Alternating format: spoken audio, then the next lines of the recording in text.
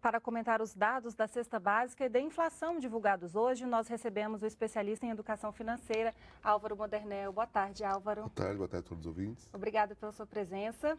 Quer dizer, então a inflação ela não diminuiu, né? Ela só desacelerou. Os preços não subiram tanto quanto antes. Diminuiu o ritmo de crescimento. E, infelizmente, a dona de casa que a gente viu, que os telespectadores mostraram, é a realidade. Os índices oficiais, claro que são fruto de um trabalho estatístico por trás, mas a dona de casa, o cidadão, quem vai ao mercado, quem vai à farmácia, na verdade, parece que os índices cresceram muito mais ainda. O que a gente pode usar esses índices do governo, os índices oficiais, como um alento. Se essa desaceleração no crescimento se confirmar nos próximos meses, aí sim a gente pode ter uma sensação de alívio e talvez um ano mais tranquilo em 2017. A expectativa é essa, que desacelere mesmo, continue desacelerando? A expectativa é essa e principalmente a torcida, né?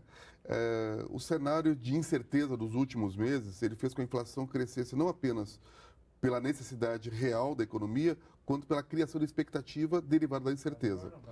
Como esse cenário hoje está mais bem definido, independente se está melhor ou pior, essa indefinição desaparecendo ajuda com que os comerciantes, com os empresários industriais e o cidadão em geral possa acreditar um pouco mais, produzir, investir, deixar de estocar. Com isso, diminuindo a demanda, tendência a reduzir também um pouco da elevação dos preços. E agora, em relação à cesta básica, o valor da cesta corresponde a mais ou menos 55% do valor do salário mínimo aqui no DF. Como driblar, então, esse preço tão alto dos alimentos? É mais uma coisa que os livros não conseguem explicar, né?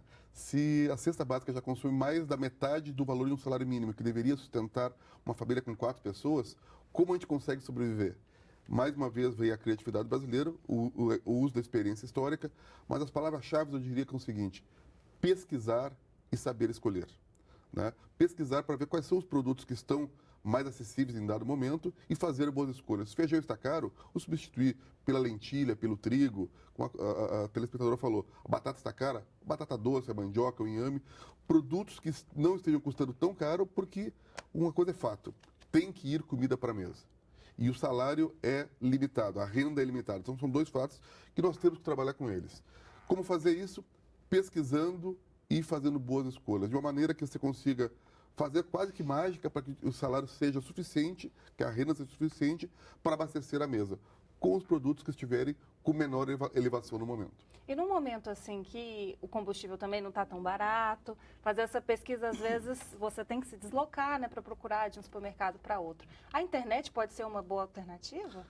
Pode ser, deve ser, e principalmente o registro histórico. Se você já pesquisou nas semanas anteriores, você pode comparar o que houve evolução, estabilidade ou involução dos preços. Então, pesquisar pela internet, pesquisar pessoalmente, a troca de informações entre a dona de casa e do cidadão também é muito importante. E é claro que acompanhar a imprensa, que sempre costuma noticiar aquilo que está chamando mais atenção em termos de preço mais alto ou mais baixo.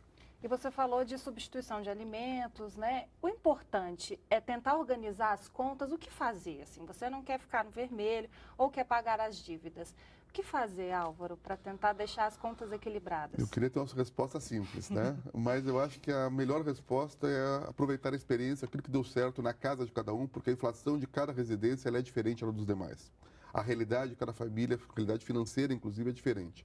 Então, cada um consegue enfrentar com a sua própria experiência, mas principalmente com a sua dedicação, com a sua atenção, sabendo que estamos passando por uma crise, sim, a expectativa, os índices e os comentários, as análises em geral indicam que essa crise tende a estabilizar-se ou reduzir-se, para que a gente possa superar essa fase e depois voltar no momento de mais normalidade e ter uma qualidade de vida melhor novamente.